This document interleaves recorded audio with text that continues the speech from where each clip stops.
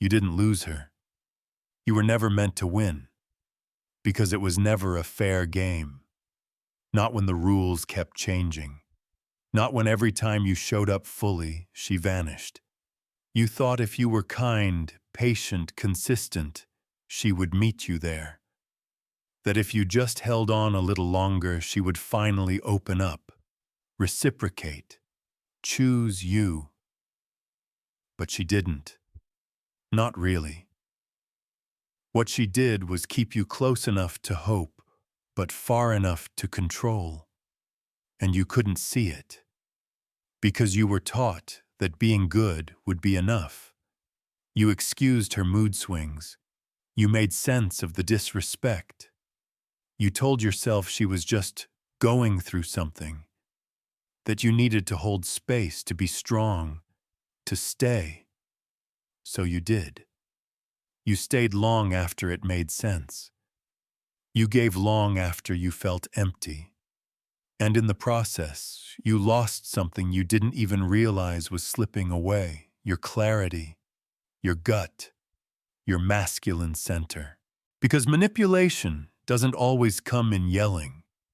Sometimes it comes in tears at the perfect time, or silence just long enough to make you panic, or validation that only shows up after you comply.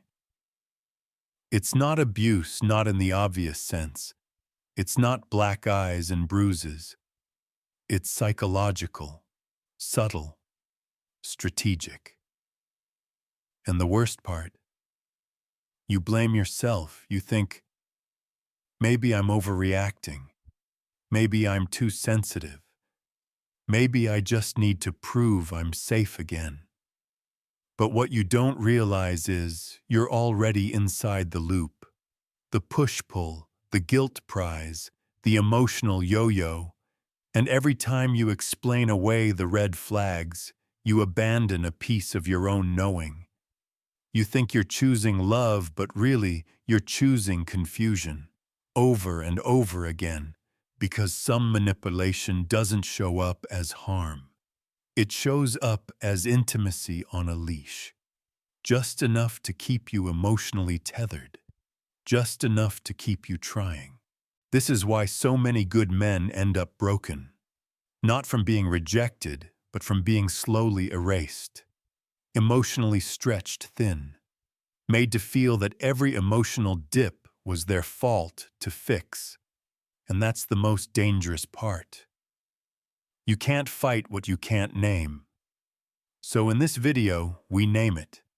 We expose the tactics that too many men are trained to ignore. Because if you don't see the pattern, you will always think it's your job to heal what was designed to hurt. They didn't warn you about this. Not your father. Not school. Not society. Instead, they handed you a script quietly, confidently, and you followed it. Make her happy. Be the good guy. Never make her cry. If she's upset, you did something wrong. This is the false programming. The psychological blueprint that raised you to be her caretaker, not her equal. It starts early. Boys are taught to take pride in being needed, to see themselves as protectors, fixers, providers, but never as individuals with emotional needs of their own. You're rewarded when you endure, when you stay calm through disrespect, when you understand her feelings, even when those feelings ignore your boundaries. And slowly, without ever realizing it, you start measuring your worth by how much emotional labor you can carry. You become a container for her chaos. You become responsible for her moods. You become ashamed of your own discomfort. Because everything in you was trained to ask, what did I do wrong? Not, is this dynamic healthy? This is how manipulation hides behind virtue. You think you're being strong. You think you're being loyal. You think you're leading with love. But really, you're performing guilt. You don't push back because you were told that's toxic. You don't question patterns because you fear being labeled controlling. You tolerate manipulation because you've been trained to see it as her trauma that you must heal. It's not compassion anymore. It's conditioning. Psychologists call it romantic idealism conditioning. The idea that women are emotionally pure and men must rise to meet them. So when she withdraws, you chase. When she gaslights, you reflect. When she punishes with silence, you soften.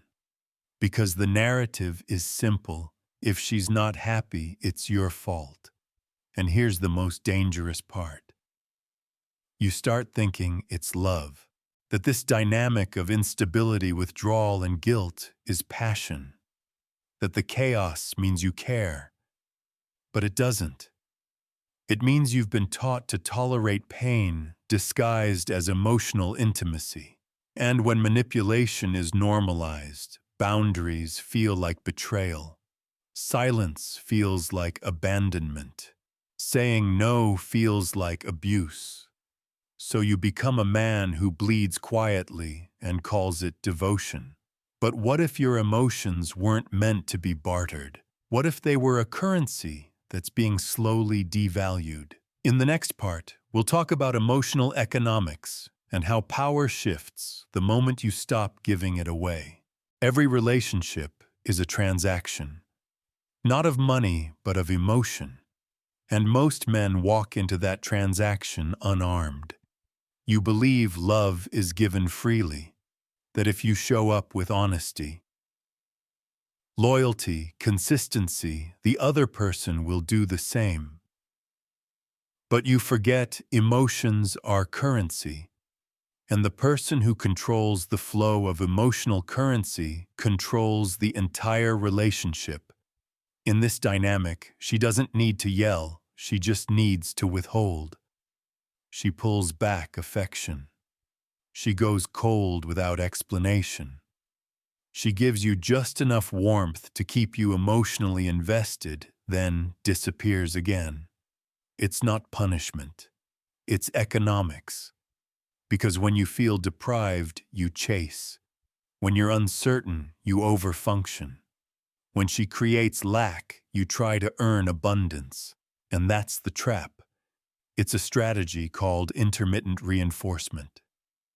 The same method casinos use. Reward, remove. Reward, remove.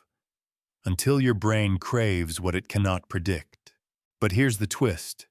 You think you're choosing to stay, when really you're neurologically hooked. She doesn't need to dominate. She just needs to keep you confused. And over time, your emotional giving becomes your form of self-worth. You stop asking, is this relationship reciprocal? And start asking, what more can I give to fix it? You become the supplier, the one keeping the emotional system alive while slowly dying inside. This is why Schopenhauer wrote, "He who causes you to act emotionally rules you." And this is the core of emotional economics. The one who needs less holds more power. When your validation depends on her smile, her softness, her approval, she owns the currency. You just keep working for it. But what if you stopped chasing approval? What if your love stopped being a faucet that she could twist on and off? What if you became emotionally expensive, harder to access, more deliberate, less reactive? Because the man who doesn't flinch, doesn't beg, doesn't overcompensate, becomes the one thing manipulation cannot control. In the next part, we explore what happens when you don't know how to stop giving, how being the nice guy can quietly destroy you. He thinks he's doing everything right. He's kind, supportive, patient, emotionally available. He apologizes when he didn't even start the fire. He listens while being talked down to. He gives more, stays longer, explains deeper, and still she pulls away. So he tries harder. More texts, more flowers, more understanding. But it doesn't fix anything. Because this isn't a relationship. It's a performance. And he's the only one auditioning. This is the slow death of the nice guy. He's not truly nice. He's terrified. Terrified of being alone. Terrified of being seen as selfish. Terrified of saying this doesn't feel right.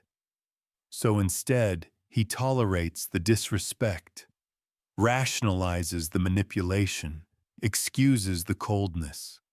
Because deep down, he believes if I'm good enough, she'll love me right. But what he doesn't see is that he's being trained. Trained to ignore his instincts, to override his limits, to swallow his voice in exchange for temporary approval. She doesn't have to threaten. She just has to hint. Withdraw. Look disappointed. And he folds. Again, and again, and again. Because when a man links his worth to how much he can endure, he becomes a slave to someone else's emotions. He stops being honest. He starts walking on eggshells. He loses the ability to say no. That's not okay. And over time, he becomes unrecognizable even to himself. He looks in the mirror and sees a man who's always tired, always trying, always afraid of rocking the boat. He's traded his backbone for breadcrumbs, his self-respect for access. And here's the worst part. He thinks this is love, because that's what the world told him. That a real man holds space no matter what. That masculinity means sacrifice. That emotional strength means never walking away. But Carl Jung said it best, the man who does not confront his shadow will become it. And this is what happens. The nice guy collapses. Not from heartbreak, but from self-abandonment.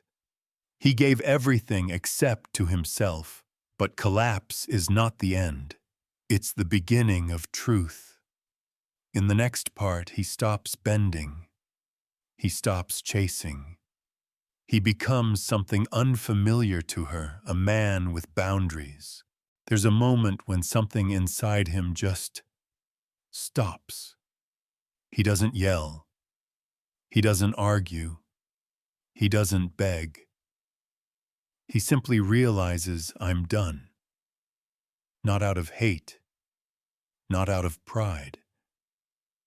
But because his soul can no longer afford the cost of being constantly misunderstood.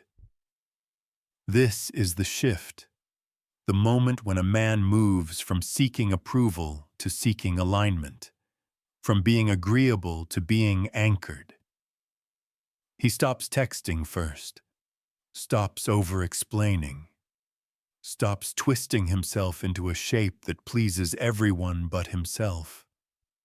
And it confuses her, because she was used to the man who always folded, who always softened, who always came back. Now he doesn't return the silence. He mirrors it. He doesn't justify the distance. He expands it. He becomes harder to move, not because he built walls, but because he discovered gravity. His voice becomes slower. His presence becomes heavier. His time becomes earned. He no longer reacts. He observes. And suddenly, her tactics stop working. The guilt trips fall flat. The withdrawal doesn't sting. The emotional bait goes untouched. Because this man, he sees it now. He sees the game and refuses to play. Not because he's cold, but because he's clear. He doesn't fear being misunderstood anymore. Because truth no longer needs explanation, only embodiment. He's no longer available for relationships that demand his silence. He's no longer available for dynamics built on emotional gambling. This is where the power returns, not in domination, not in control, but in non-participation. He doesn't need to win the argument. He doesn't need to change her mind. He doesn't need to be right. He just needs to remain aligned. Krishnamurti once said, "It is no measure of health to be well-adjusted to a profoundly sick society." This man no longer adjusts. He doesn't shrink to fit. He doesn't bend to keep the peace. He doesn't fear losing her because he's no longer afraid of being with himself. And that more than anything terrifies those who once controlled him. Because the only real power manipulation ever had was your need to be chosen. Now you choose yourself, not with anger, but with silence. Not to punish, but to protect. This is the Stoic shift, not a man without emotion, but a man whose emotions are under command. In the next part, we explore what this new clarity demands discipline. Emotional detachment, not as avoidance, but as a practice. They say you've changed, that you've become cold, unreachable, distant. What they don't see is the discipline behind it. The long nights it took to stop reacting. The quiet suffering you endured before you chose silence over war. Because detachment was never your instinct. It was your evolution. You used to explain everything, every silence, every shift, every emotion. But now you hold it. You feel it. But you don't broadcast it. You think it through, but you don't chase resolution. You've learned that not every fire deserves your water. That not every tear means you did something wrong. That not every mood requires your correction. This is emotional discipline. The ability to stay in control when someone else is losing theirs. The ability to remain rooted when someone's trying to shake you. And it's not about being uncaring. It's about being unshakable. Because now you see manipulation when it arrives. Wrapped in sweetness. Wrapped in sadness. Wrapped in silence. You don't ignore it. You just don't respond on command. You've trained yourself not to flinch at the threat of being misunderstood. You've accepted that people who rely on your reaction to validate themselves will eventually fall away. And that's okay. You don't explain why you pulled back. You don't defend your tone. You don't over-apologize just to keep things light. You choose clarity over comfort, stillness over performance.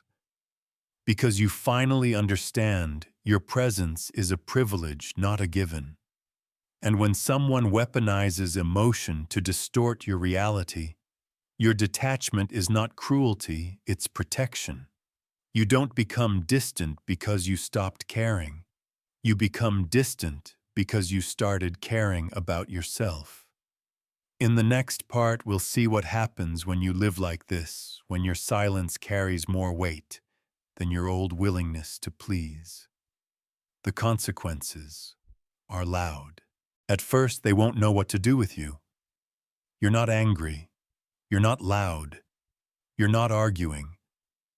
But you're also not chasing, not explaining, not available like before. And that unsettles people, especially those who once relied on your emotional compliance. They say, you've changed. You're colder. You don't care anymore. But what they really mean is you no longer let me control the temperature of your soul. and now your silence says more than your kindness ever did. This is the consequence of becoming emotionally sovereign. She tries the old tactics, the guilt, the withdrawal, the sudden softness, but none of them land, because you're no longer reacting out of fear of losing her. You've already let her go, not physically, but emotionally, energetically, spiritually, and now she feels it. The absence, the void, because your absence echoes louder than your presence ever did. She used to dismiss your boundaries. Now they feel like walls. She used to expect access. Now she's locked out. Not because you're punishing her, but because you're no longer available for relationships that cost you your center. You used to explain everything. Now you let the silence do the explaining. You used to come back with softness. Now you walk away with peace. Some will try harder, escalate the manipulation, cry louder, seduce deeper, blame faster. Because losing control feels like abandonment to someone who was never told no. But others, the ones who see clearly, they'll respect you more. Because they know you don't flinch, you don't beg, you don't sell your peace for emotional games. And that makes you rare. You're not a man who gets pushed around anymore. You're a man who draws lines and walks them calmly. Not to prove a point, but to preserve your truth. This is the world learning to live without access to your emotional labor. And in that process, you start attracting different people. People who don't need to test your boundaries to feel powerful. People who come with presence, not performance. Because now you no longer respond to manipulation. You respond to respect. And in the final part, we arrive at the deepest truth. Clarity is freedom. Coldness is protection. And the man who no longer plays the game writes the rules. There comes a moment when you stop apologizing for becoming colder. You stop explaining why you pulled back, why you no longer laugh on cue, why you don't rush to fix things that were designed to break you, because you realize you didn't become cold to punish her. You became cold to protect yourself. That's the difference between cruelty and clarity. Clarity doesn't shout. It doesn't beg. It doesn't entertain chaos. It simply sees, chooses, and moves on. The world told you that cold men are broken, but no cold men are clear. Clear on what they won't tolerate. Clear on what they value. Clear on who deserves their energy. And in that clarity, you find something you were never taught to seek: freedom. Freedom from over-explaining, from guilt-based affection, from the role of emotional janitor in someone else's unstable world. And most of all, freedom from the illusion that love must be earned by self-sacrifice. You've stepped out of the emotional casino. You've stopped trading authenticity for attention. You've stopped mistaking chaos for passion. And now your silence terrifies the manipulative, because it means they no longer own your reaction. You've become what Carl Jung called a man who integrates his shadow. You're not passive. You're powerful. You're not cruel. You're precise. You don't chase love anymore. You embody it. And that makes you untouchable to anyone who relies on confusion, guilt, or fear to keep you around. Nietzsche once wrote, "The man who stands alone is always feared because he cannot be controlled." That's who you are now. Not lonely, but alone with purpose. Not numb, but emotionally guarded with intention. Because the next time someone asks, "Why are you so distant?" you'll smile and say, "Because I finally know who I am and what I'm no longer willing to trade to be understood."